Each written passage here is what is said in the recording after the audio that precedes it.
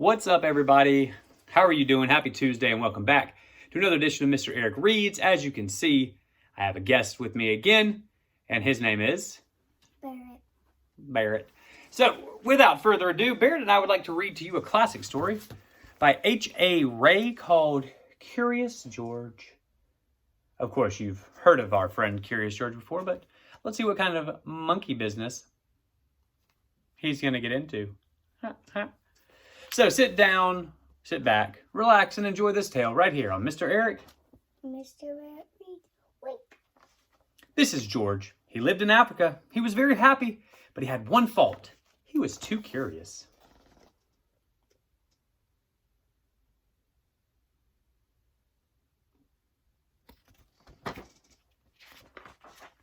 One day, George saw a man.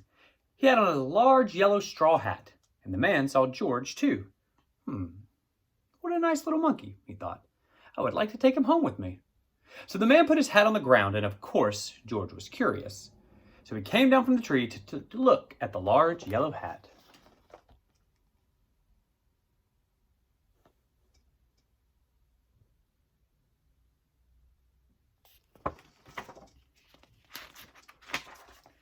The hat had been on the man's head, so George thought it would be nice to have it on his own head. He picked it up and he put it on.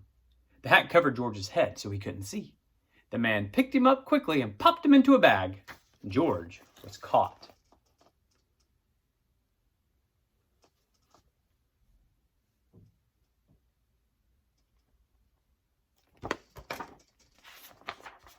The man with the big yellow hat put George in a little boat, and a sailor rowed them both across the water to a big ship. George was sad, but he was still a little curious.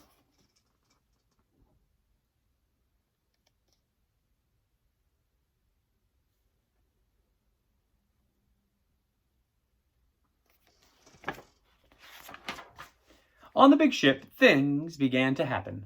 The man took off the bag and George sat on a little stool, and the man said, "George, I am going to take you to a big zoo in a big city. You will like it there.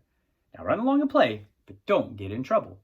George promised to be good, but it's easy for little monkeys to forget.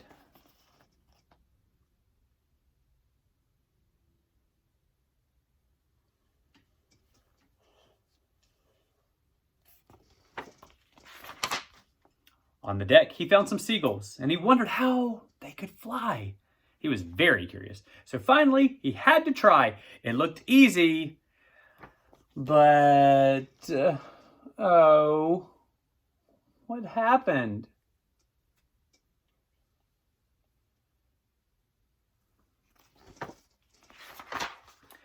Well, first this, and then this.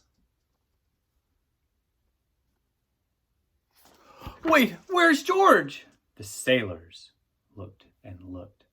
At last they saw him struggling in the water and almost all tired out.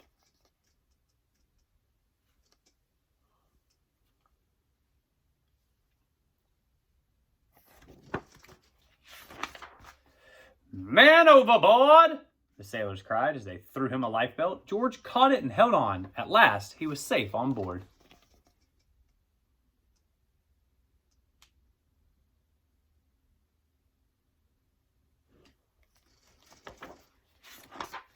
After that, George was more careful to be a good monkey until at last that long trip was over. George said goodbye to the kind sailors, and he and the man with the yellow hat walked off the ship onto the shore and on into the city to the man's house.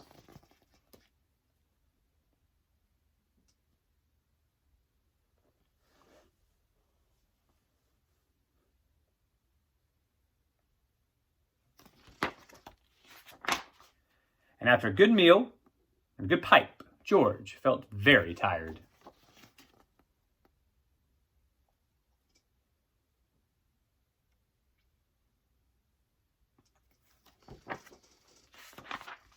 So he crawled into bed and he fell asleep at once.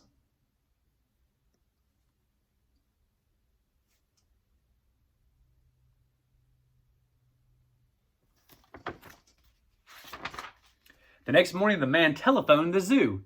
George watched him. He was fascinated. And then the man went away. So George, of course, was curious too. He wanted to use that telephone. 1, 2, 3, 4, 5, 6, 7. What fun, George thought.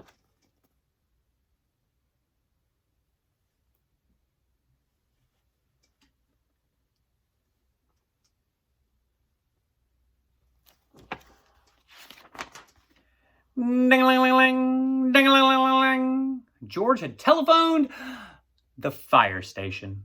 The firemen rushed to the telephone. Hello, hello, they answered, but there was no one on the other end. Then they looked for a signal on the big map that showed where the telephone call had come from. They didn't know it was George, so they thought it was a real fire.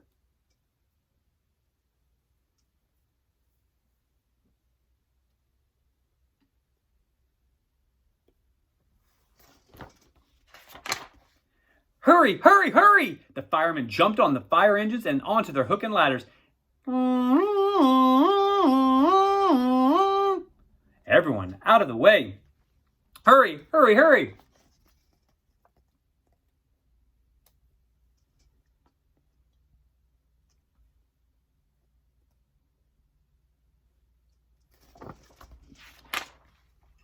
The firemen rushed into the house. They opened the door. There was no fire. Only a naughty little monkey. Excuse me. Oh, catch him, they tried. George tried to get away. He almost did, but he got caught in the telephone wire.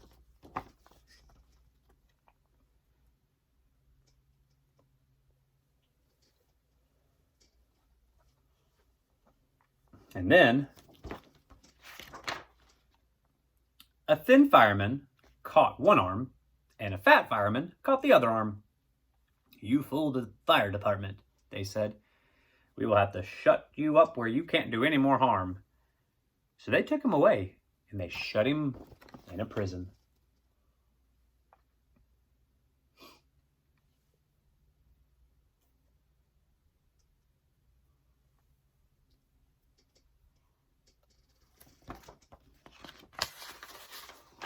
George wanted to get out, so he climbed up to the window just to try the bars. And about that time, the watchman came in. He got on a wooden bed to catch George, but the watchman was too big and too heavy, and the bed tipped over, and the watchman fell over. And quick as lightning, George ran out the door.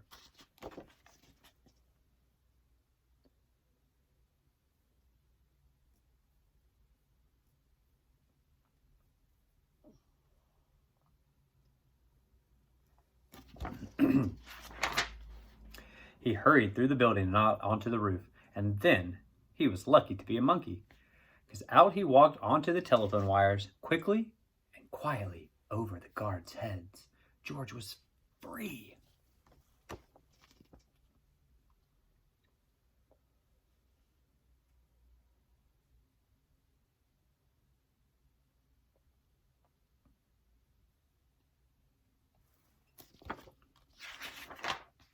Down in the street outside the prison wall stood a balloon man. A little girl bought a balloon for her brother, and George watched. He was curious again. He felt he must have a bright red balloon. He reached over and tried to help himself.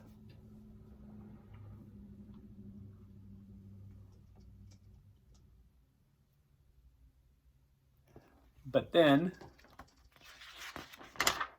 instead of one balloon, the whole bunch broke loose, and in an instant the wind whisked them all away, and with them went George, holding tight with both hands.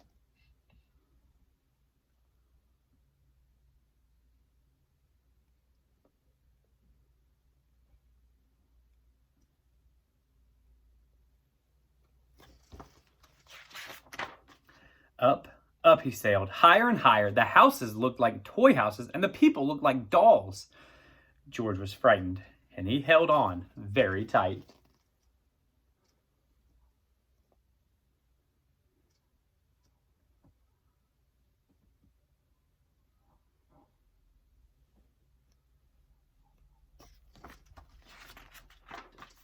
At first, the wind blew in great gusts, and then it quieted. Finally, it stopped blowing altogether. George was very tired. Down he went, thump, onto a traffic light. Everyone was surprised. Traffic got all mixed up. George didn't know what to do, and then he heard someone call out, "George! George!" He looked down. It was the man with the big yellow hat.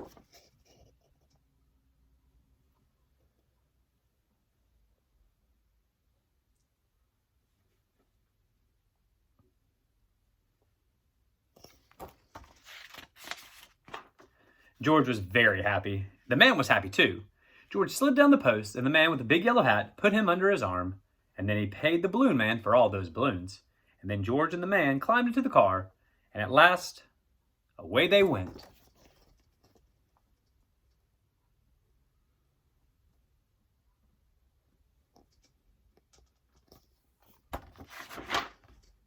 To the zoo. What a nice place for George to live.